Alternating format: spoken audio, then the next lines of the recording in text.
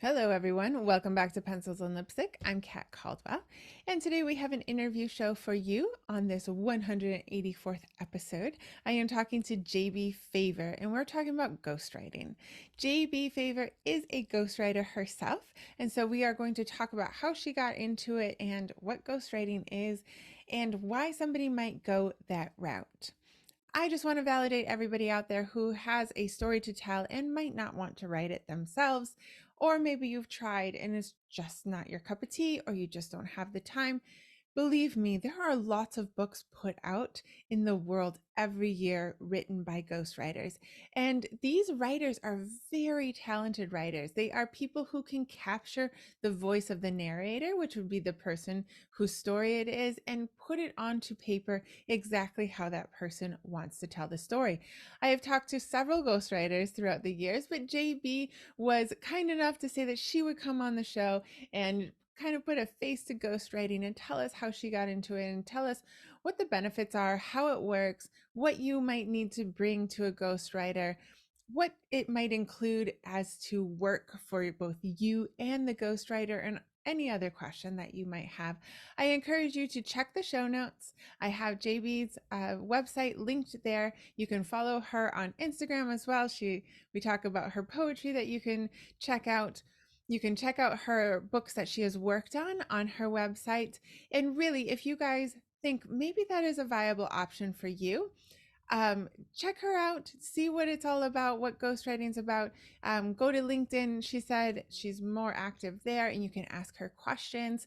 But again, if you have a story to tell, I highly encourage you to check out ghostwriting as an option if writing, like actual typing, is not really your forte, or you just don't want to do it for whatever reason. Life is busy, right? Sometimes working with somebody, and I don't think that writing has to be a lonely endeavor. Working with somebody can really bring out exactly the story that you want to put out into the world. So before we get into the interview, I just want to remind you to share this podcast with people around you who are readers and writers. I really appreciate it. It helps the podcast, especially during the summer when people are out and about and doing other things. If you are watching on YouTube, be sure to just share the channel with people, subscribe to the channel, make little comments in the comment section. I'll be checking it throughout the summer. Although I'll be pre-recording all the episodes, I will be sort of active in the background. So if you have questions or you have comments, please let me know. If you are listening on whatever podcast app, please subscribe, maybe give us a little review. It helps get the podcast out to more people. And we're going to go into a lot of writing tips this summer, how to stay motivated, how to do your editing yourself, health tips for writers, lots of things that writers will really enjoy, I think. So be sure to subscribe and share. It really helps with all those algorithms out there.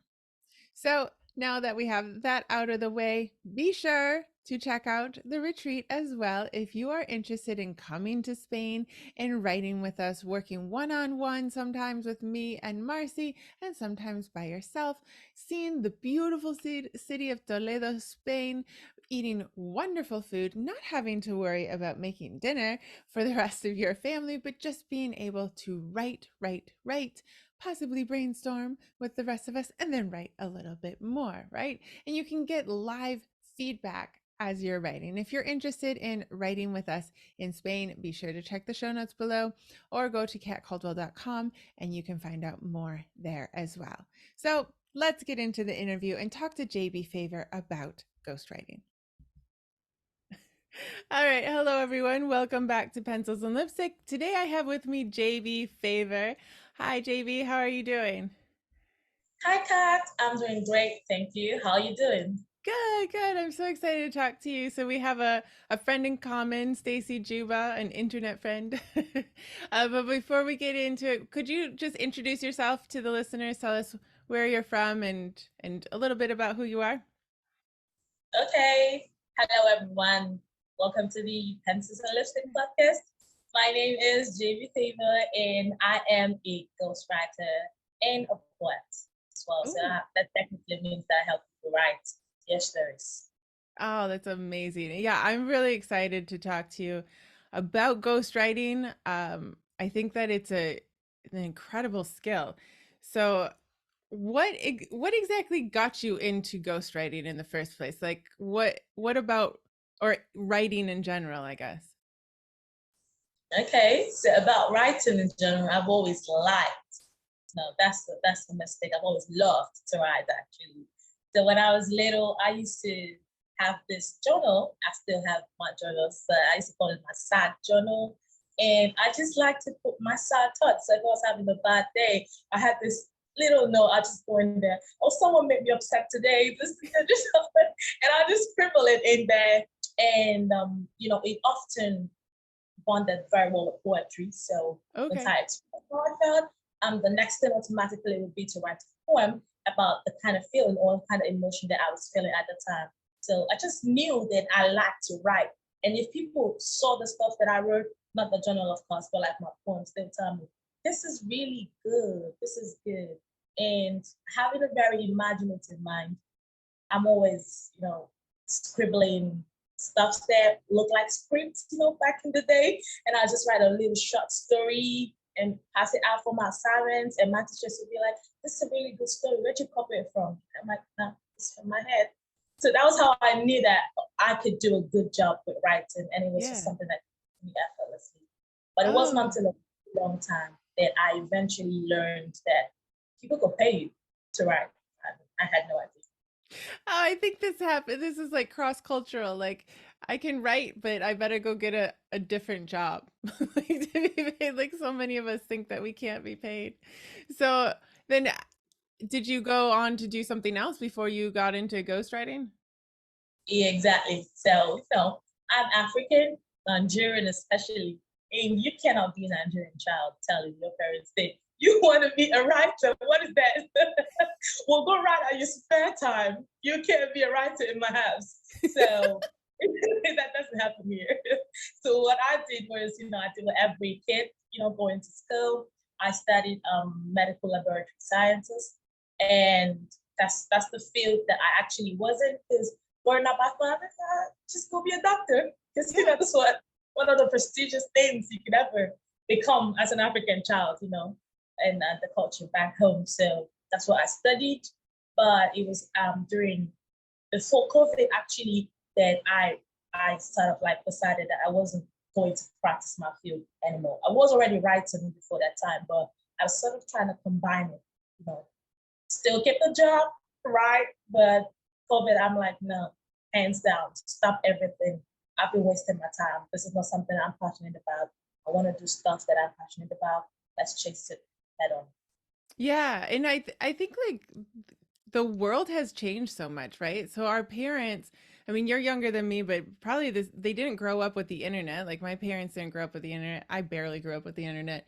So like jobs have changed. Like the possibility of running a business online, like you and I, we were just talking, we're talking across the ocean. Like that's amazing, you know? So like it's almost like a possibility that our parents didn't think was possible. Like why would they think that, you know? Sure. So And I you don't blame them. right. It's like, no, dad, at some point I will get clients in Australia and it'll be fine. I'd be like, you're crazy. That's not gonna happen.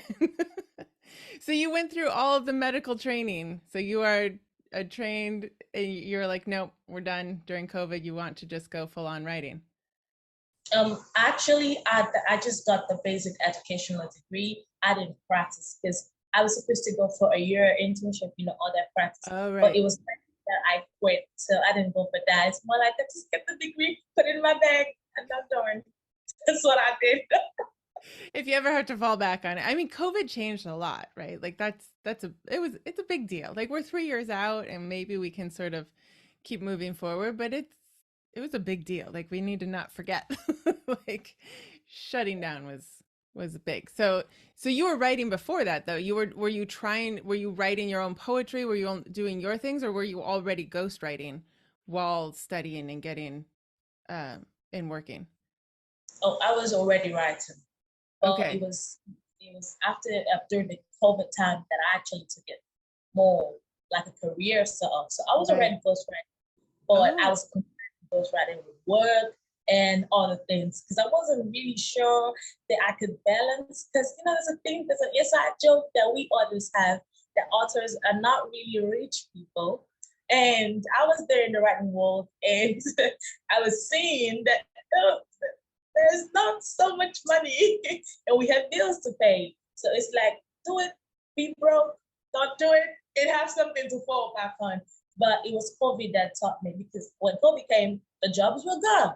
I couldn't right. work else. And I realized that I had been holding myself back because since I was trying to juggle so many things at once, it was also during the time too I had a show. I was also hosting people, authors to come and talk about their book. It was called Book to Be Show.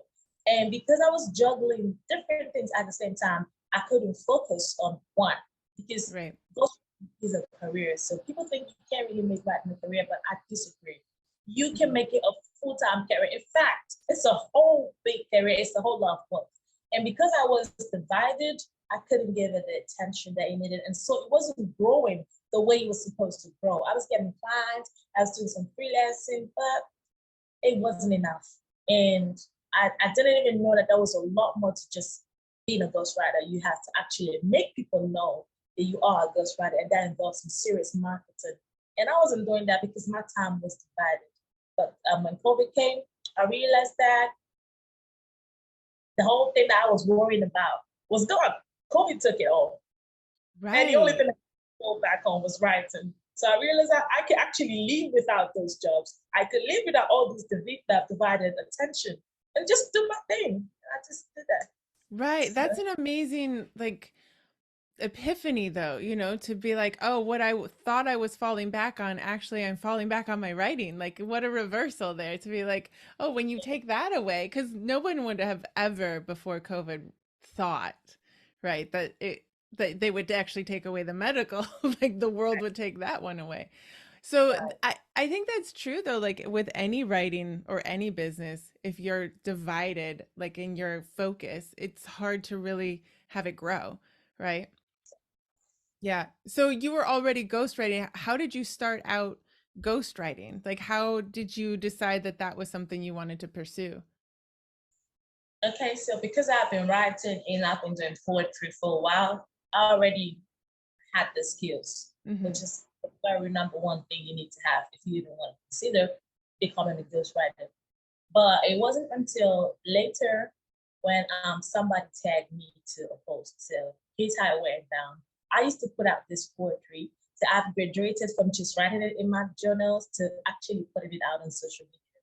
So I just create this little cute templates and then write some of my poems on it and put it on Instagram, put it on Facebook, and people are like, oh, I love this poem. It touches me in this aspect or the other aspect. And people just like sharing it sometimes. It was getting some attention. And I'd say, well, I read this, I could write this for you. Like, just sort of advertising what I was doing. And then but I didn't know I could get paid though.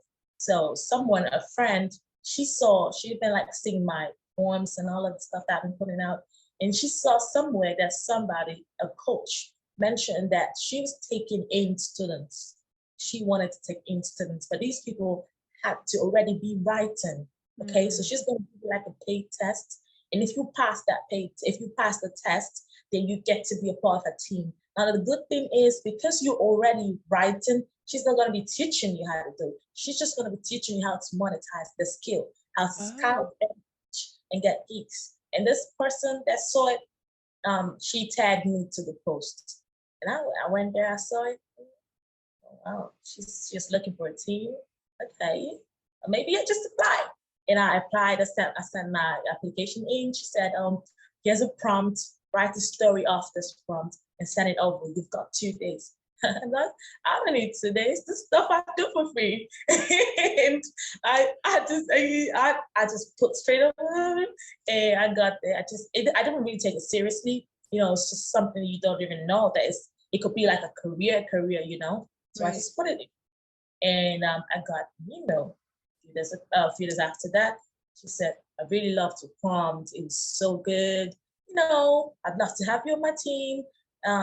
Fill in the details below and all of that. And I became a part of the team, and it was she who actually showed me how to monetize ghostwriting, like actually take it as a career. So it wasn't that she was teaching me how to write, but she Yeah. was now showing me how to pitch, how Right. to be, get the clients that I wanted, and how to present myself as a ghostwriter in a practical sense, because she was giving us jobs. So she had jobs. She was like a middleman in the industry. She was getting jobs, and she just get like a whole bulk job, like 10 projects, and she's going to delegate and say, "Oh, JB, you write this one. This other person, this." She's going to guide us to do it. So I was Okay. learning on the job. That was the most practical class I ever had. And that was when I learned that it's more better to learn practically than have somebody just tell you a bunch of courses to read or watch. It's better for them to give you the job and have you learn from the job. That's what that Oh, coach. She was amazing. She's the She's my angel. wow.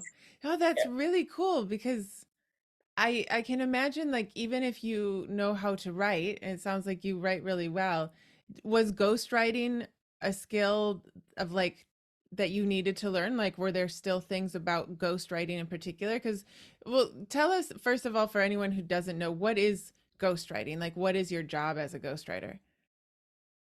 I guess it's so simply put, a ghostwriter is a person who gets paid to write anonymously for another person. So, like the word ghost, you're not getting the credits. The person who you're writing for is going to be known as the author. So this person is buying off your expertise, your skill in crafting or producing that manuscript. You're not going to be the owner of it. Okay. And is it usually nonfiction? It's usually their story, like a memoir or nonfiction, or could it be fiction as well? You can ghostwrite literally anything. Anything? People anything. People ghostwrite speeches. Like I'm talking big time speeches. We have celebrity A-list ghostwriters. They ghostwrite even speeches. Don't want to be too loud. Some of the speeches that you see on the news, a ghostwriter wrote that. Wow. Oh my gosh. You're like blowing the tops off of the industry here. I I mean, I Sorry. assume most celebrity books are probably ghostwritten, right? Like I can't believe that a celebrity would have that like just 90%. yeah. I mean, writing's a skill, right? Like you can't be everything. You can't be a singer and a writer. I mean, I guess you could, but it's a low chance. Especially if you're really big in your field. There's no time. Your schedule is really packed. Oh, you need time to write a book. Yeah, and you need it written well. Like you don't have time to have a published book that's no good. You know, Yeah. you need someone to do it. So because you're the person behind the scenes like writing, what is it that you had to learn, or was there anything different about writing what you had already been writing, poetry and like different other things for people, and actually ghostwriting a book? Was there anything different that you had to learn? Yes, especially when I decided that I was going to make memoir writing, nonfiction writing my forte. So I Okay. ghostwrite fiction. I do some couple of romance, thriller stuff, and all of that. But when you're writing a nonfiction book, like a memoir or an autobiography, that's when you know if you really are a writer. Because Oh, with fiction book, with a romance novel or a thriller novel, whatever, those kind of novels, you can all you have to do is just spin an idea. You can spin like 10 different ideas and have the client look at it and like, which one do you like? I can spin it some more. yeah. Because that's not your story, man. That's like nobody's story. You're just thinking it up. And Mhm. if you have a strong imaginative mind, that's easy. That's not even a piece of work for you. But the real work is writing another person's story for them. So for example, if I'm to write your story, I'm a Black woman, I'm African, with my experiences somewhat limited to my person, my environment, and my culture. And we have not experienced similar things. So if I have to write your book, I have to become you so that when you Mm, look at the book, it doesn't feel like a Black girl somewhere in Africa or anywhere else wrote it. It has to feel like you wrote it, you, a white woman in DC. Her name is Kash, she's a podcaster, maybe has pets. You know, it has to feel like you. And to do yeah. that, you need more than just writing skill. You need to Yeah. be able to transport yourself into another person's body. It's a crazy Wow. process, but that's what I like to call it, transporting yourself to another person's body. And if you want, I could talk a little bit about what that Yeah, process. like how how much do you get to know the client? Like how do you do that? How do To you me, know them enough? Because I'm like, I grew up on a farm in Wisconsin. Like we might have something, I don't know. Like, and I mean, okay, you have different ages, you have different cultures, you have different, I mean, you've helped write for men as well. Like you have different sexes. Like that's, how did you learn that? okay, so I have like my own process. I don't know what works for other ghostwriters, but for me, the first thing is becoming friends with these people.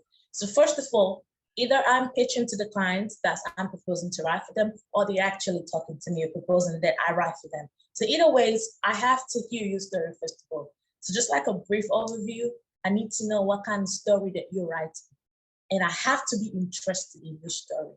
I have Mm, had to tone down some stories because I didn't feel that I could do it. Not that I couldn't write it, I could write it for you, but I needed the story to speak to me and it wasn't speaking to me. mm, So that's one thing I want. It has to have a connection with me. When I hear you, do I feel like I want to tell it, that story that you're telling me? So if I feel like, dang, I want to write this book, this is yeah. an interesting story, then that's the first step. So the next step is getting to know these individuals. Before we even talk about exchanging materials, I need to even know how you think as a person. And I always talk to my clients in video, first of all. We talk, I can see your mannerisms. Like I'm talking to you now, I can see your face. I know the way you nod when you like something. I see how you smile if something is getting to you. I can see the way your eyes light up if you're intrigued. Now, my job is to observe these Okay. mannerisms, these emotions. And then also, when you're writing for someone, you have to capture their voice, a Mm, certain way that they talk. And that is right. the, yeah, you can reflect that. So if I talk with you a bit more after now, I'll be able to tell if you are the kind of person to use contractions in your sentences. For example, there's some people who don't say wanna. They wouldn't Yeah. say I wanna eat. They would say I want to eat. Right. You have to be Right. careful. You so you don't want to write a book for someone. For example, I'm saying wanna. So if you want to write for me, wanna, gonna, shoulda is my thing. Yeah. But Yeah. if you're writing for someone who says I want to, I don't want to, I'd like to, and doesn't use these kind of mannerisms. If I write and say I wanna, it's going to look alien to them because they don't sound that way. You get it? Right. Yes. Good. So was that something that you learned with your mentor, like just becoming part of that person? But you must be very good at languages and cadence as well to just be able to pick up on that. I think so. I think so. No, this was something I had to learn on my own. My mentor, she didn't teach me, how to make this my niche or anything. She just taught me how to monetize, like how to Okay. pitch, where to find good paying clients and position yourself properly. So it's more like she gave me the net and all the equipment that I could use to fish. And it was my job to Right. go out there and do the digging, all the searching properly.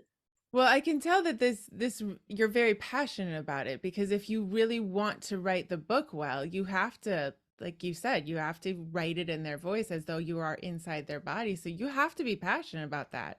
Like you said, you might have to turn some books down if it doesn't, you know, Mm-hmm. inspire something in you, but you must also just have a sort of ability to observe. Maybe that's the poetry in you where you can just observe people. Like I know poets, I've interviewed a couple, like you guys just have a certain way of looking at the world as a poet that's Like like, crazy way. yes. I think it must like pull people's story as well because I know I mean, I've worked with clients and with memoir, clients. I don't write it, but I sort of mentor them through it. And I don't know if you've come up against this, but sometimes when it's their story, they think they want to tell the story, but actually, as they get into it, it's very difficult. They have to get deeper so that and I would assume so you can get deeper. So, like, what is that like when you're working with someone? Like, how long might it take to actually get to the heart of the story? Because sometimes a person might think a memoir is just like this happened, this happened, this happened, but really a memoir is like, how was it for you? Like we want that human experience, right? And that means getting deep. Okay. So because I have been doing a lot of memoirs and autobiography kind of work, it has often meant that I have been dealing with a lot of traumatizing Oh, experiences. right. Right. All my clients, to be honest, 98% of the people I've worked with all have a brutal story to talk about. Oh, Something that has left them damaged and completely, utterly damaged. Like this is them trying to seek closure. So, for example, if you're writing a book for someone who has had to deal with abuse, that's a sensitive topic for them. yeah. Not they need to even be comfortable. They need to trust you to come out. It's like they've Right. been in back and you asking them, oh, come out naked, just come out. And that's a lot. That's a lot of asking. That's a Yeah. lot. So they need to feel, they should feel your trust. So before you ask them to come out, you best lay the ground for them. So when they come out, they don't feel cold outside. There's something waiting to envelope them. So that is the trust. I like to tell them, think of me as your friend.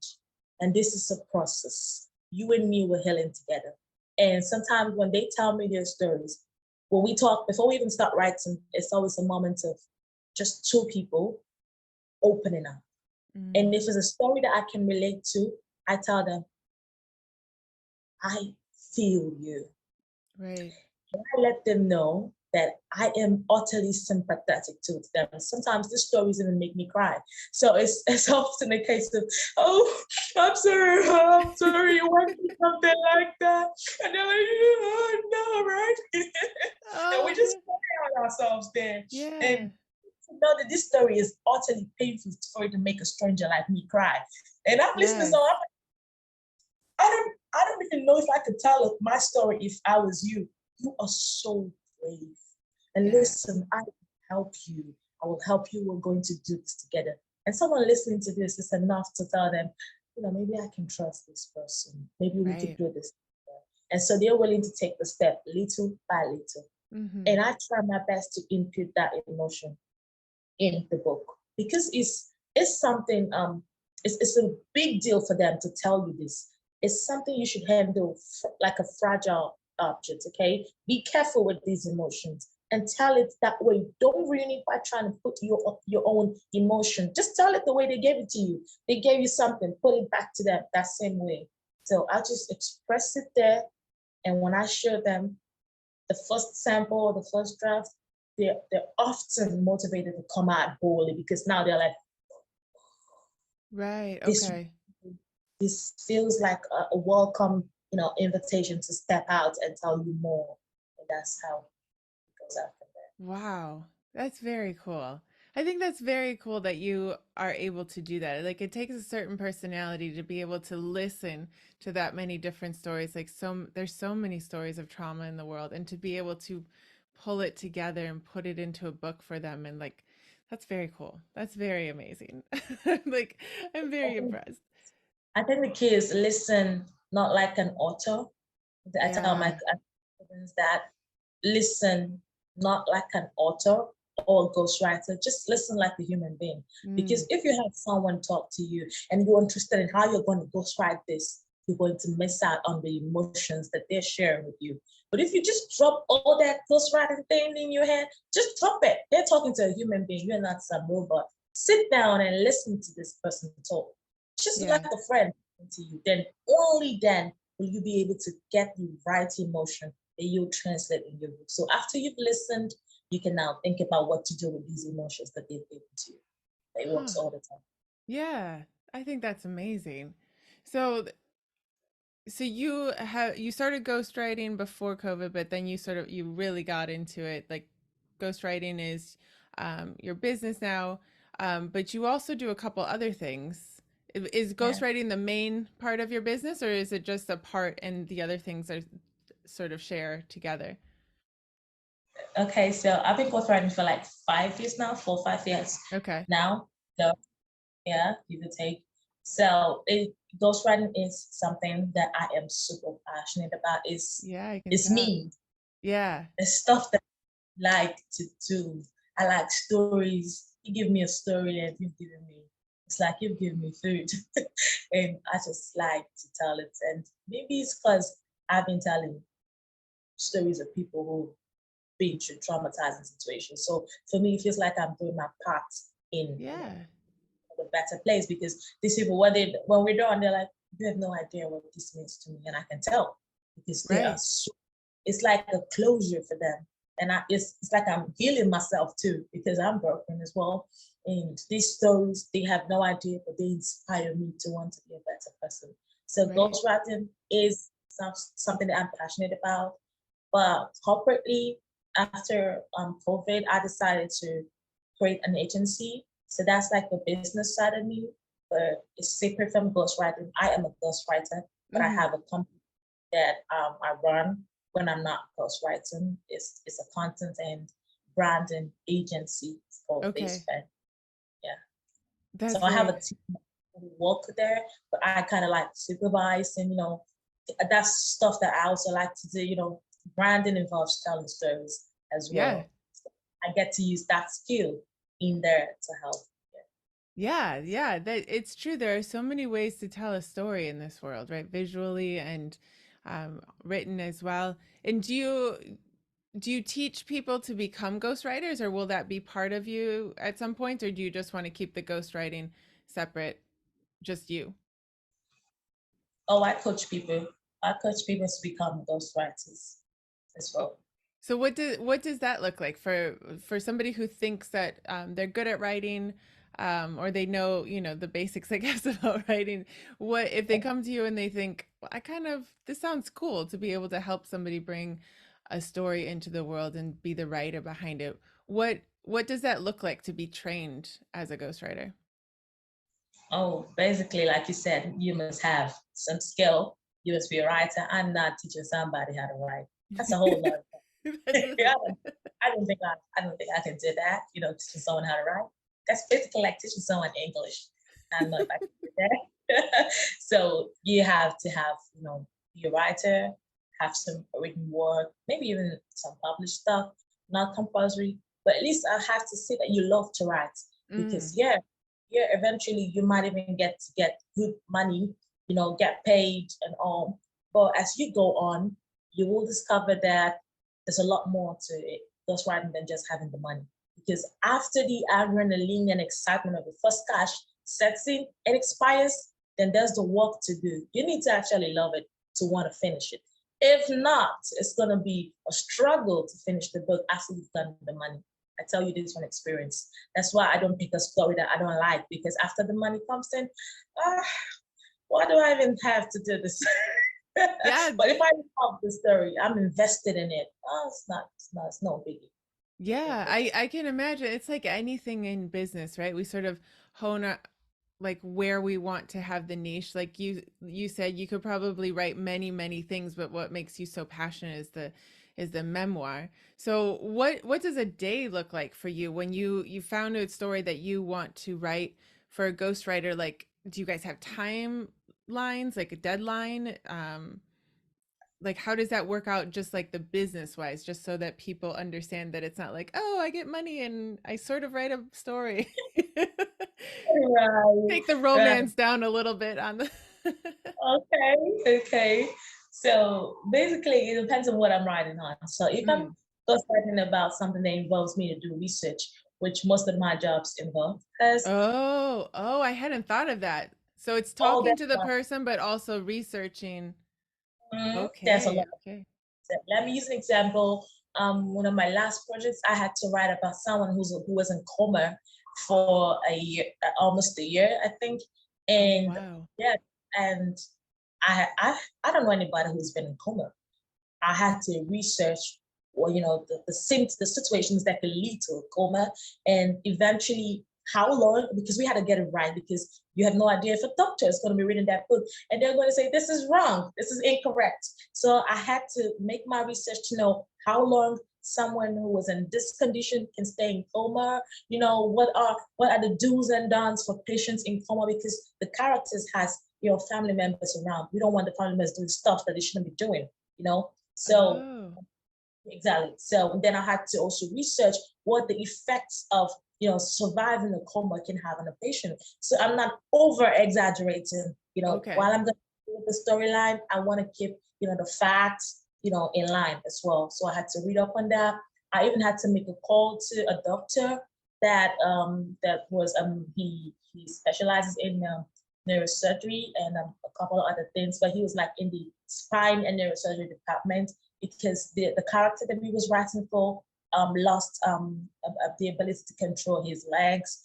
And also, Okay. I wanted to be sure of the stuff that I was going to be writing. So I reached out to this doctor and, just asked a couple of questions about our potential character. What's it looking like for someone who had coma, who had seizures, like heavy seizures for a long time?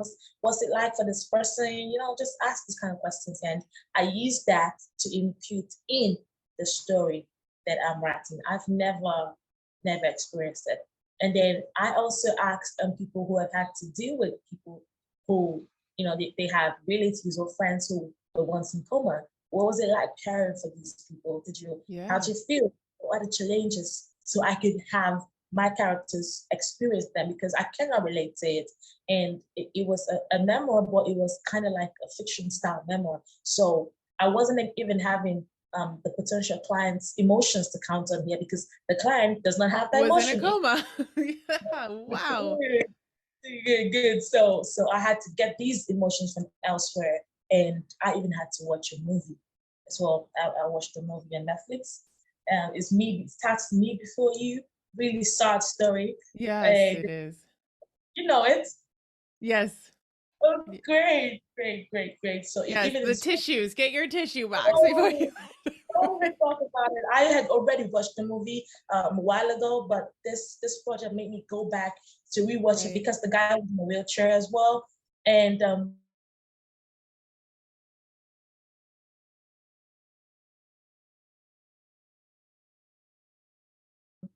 the sad movie, Me Before You film, we wanted it to be fair because the character would have to leave his family untimely, write a sad note and oh, don't try to make me better, don't give me an oxygen, just like the guy in the movie did. So I needed to have that emotion again so I could put it in the book. That Okay. was the biggest project I had to do a lot.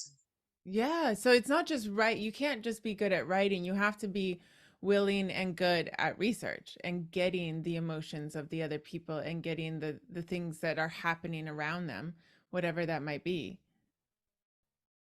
Can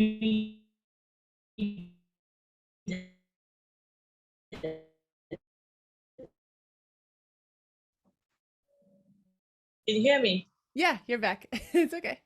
So you have to be good at research then. We didn't hear your answer to that. So like that's part of the job, really. It is absolutely. So then what for anyone who's looking to be a ghostwriter, what would you tell them? Where would you tell them to start, really? Sorry.